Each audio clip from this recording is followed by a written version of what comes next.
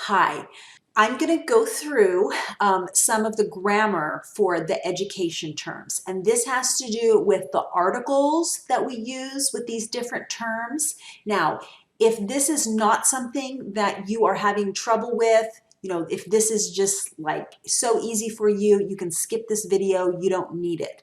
But if you are having trouble deciding whether or not you need to use the word the at the beginning of a noun or not, and you're not sure, then you should be watching this video. Okay, so in English, we have two kinds of nouns: count nouns and non-count nouns. Sometimes non-count nouns are also called mass nouns. You see that word in textbooks as well.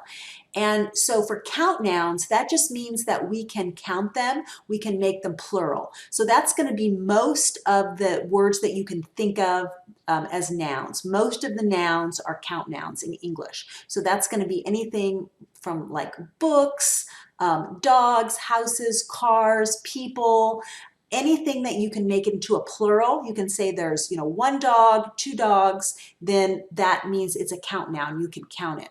And then there are other kinds of nouns, the non-count nouns, and most of the time, those are going to be like kind of abstract ideas. So for example, education is a non-count or mass noun. And so we usually don't say, one education, two educations. It has a much different meaning if we do it like that, and it's kind of unusual. So in that case, we need to know that the word education is a non-count noun. And so I've given you a couple of examples here. Some of the nouns that Freire uses to describe the two types of education are method. Okay, so he talks a lot about the problem-posing method. And so method is a noun, a count noun. So anytime you see method, you need to have the, okay? So it would look like this: the problem-posing method.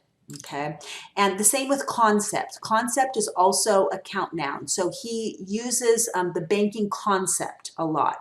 And so anytime you have concept, then you would need to have the word the, okay, the banking concept.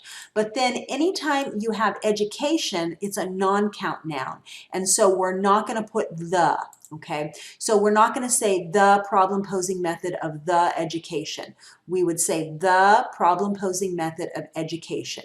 And the reason is method is a count noun and education is a non-count noun.